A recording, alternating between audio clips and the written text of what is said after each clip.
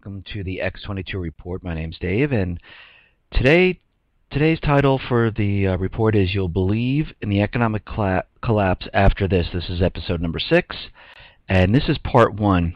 Basically, what I'm doing here is I'm putting together a couple of parts, and we're going to go back in history, compare it to now, and see if history can predict the future of the economic collapse. And it takes a little bit of time to do some of the research and to compare it.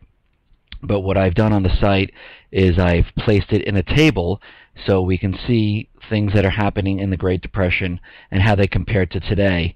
Are we the same, worse off, or is it nowhere near the same at all, so we have nothing to worry about? But first, again, on the site we have daily alerts. I keep that updated. If you want to send me something, there's a submit button. Just use it. Let me know if you want your name there. We'll put your name there. It's not required, so you don't have to do it. I'm updating the timeline, everything leading up to the economic collapse, so we have a timeline of everything. So just come over to x22report.com and take a look, and basically I post the shows on the site first before I post it to YouTube. So if you are a subscriber or you just look for the videos, you can come directly to x22report.com. The shows are always there beforehand, and I was thinking about setting up a little sign up so you can get an alert saying that the show's up there, and this way you can do it right on the site. I'm going to try to put that up either tomorrow or over the weekend, and this way you'll know exactly when the show is up and running. What we're going to do first for this report, I'm going to go over the current news and what's going on. As you can see, the stock market is back up. It keeps going higher. They keep pumping that bubble up, the balloon, and so far the structure is holding, but sooner or later it will pop. They always do. And just some of the news that we've been looking at, Jim Willey and Gerald Celente, they're reporting that this is the most dangerous rally in history. Basically more people will be drawn into the market, because this is what happens. During a bubble or a bubble, all of a sudden everybody wants to get in on the thing that's going up.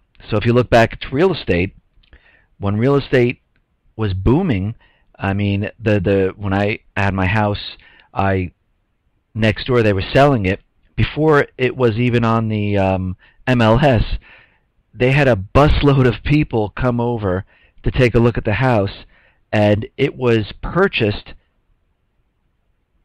before it even hit the MLS, before it was even advertised or anything.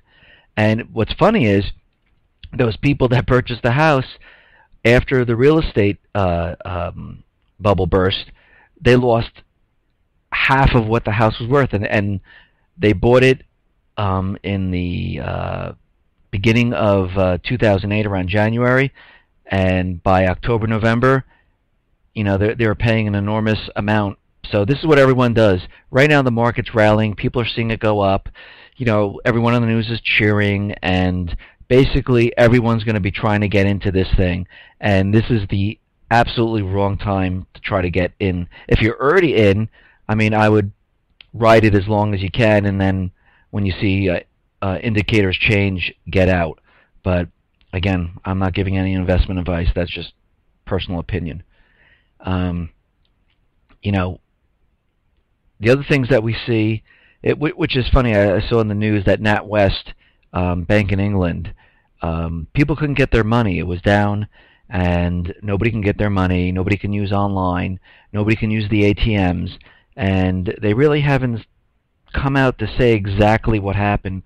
And even when they told everyone it was fixed, they were still having problems. And to me, I'm like, now, were they just testing to see what it would be like if people couldn't, would they panic?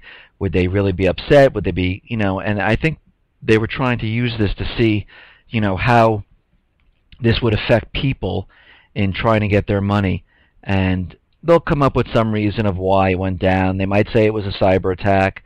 They might say something else. It was a glitch in the entire system. But who knows? But I just find it very interesting that everything was down. The ATMs, the online, everything was completely not working. So again, in my other reports, I said cyber attacks. They are coming, and they're getting ready. Actually, look right now. More and more cyber attacks are happening. They're being reported on the news, and we're getting ready for an event. It's coming. Another thing in the news, which I find very interesting, is with Eric Holder. He was questioned about going after these banks, and his answer to me is kind of strange, that he's telling everyone that these banks are just too big. We can't go after them, because if we do, it would bring down the whole economy. The whole system would collapse. This is the argument they used back in 2008 when they wanted to fund when they wanted to do the bailouts. I think it's absolutely ridiculous. So basically what he's saying is, we can only go after the small people that don't matter, but the people that do matter, we can't go after, which is absolutely ridiculous. If all of these people we should be going after. I mean, these banks are all. I mean, if we look at these people who are, who've committed all this, these banks are also telling the governments who are coming after them because of the LIBOR scandal to drop the LIBOR case, which is ridiculous. I mean, nothing is too big. Nothing. If somebody broke the law or did something to get money from someone unlawfully, we should go after them. Just like Enron, it was all completely illegal, but it wasn't really the financial system, so that was okay. These banks should be brought down. And guess what? Every time something collapses, something else is born. Something else arises. So another bank will come up and take its place. Or maybe we won't have banks like this anymore. Maybe we'll find another place to put our money. I mean, but nothing is ever too big to go after. His argument is just absolutely ridiculous. And as everyone knows, looking at Venezuela, Chavez passed away, and I find it very interesting that I saw this report that it said that 6 leaders in Latin America that have criticized the U.S. policy and tried to create an influential alliance in order to be independent in a sovereign state, they all fell ill to the same disease. It doesn't make sense to me. I mean, I guess maybe they were all around each other and they all caught it from each other, or were they, was something given to them? I don't believe in coincidences. I believe things are planned out, and I believe that if you do enough research, you will find out why something like this happened. But to me, I believe they were taken out, and I just cannot believe that they all just fell ill to the same type of disease. Hey, if you guys have anything on this, or you've heard of something, let me know. Leave a comment on the video on YouTube, or come right to the site and comment. And let me know. I've been digging and digging, and I'm looking for something about this.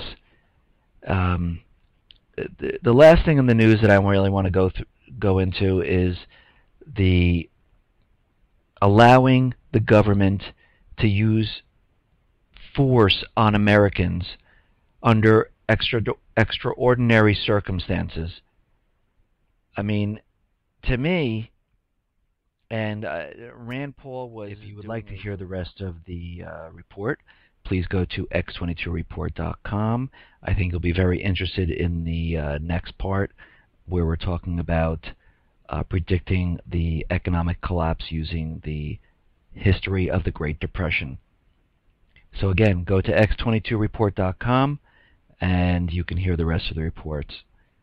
And if you like what I'm doing, please, give me thumbs up, likes. If you have comments, let me know, and I'll answer your comments if you have a question or anything like that. All right. Thank you.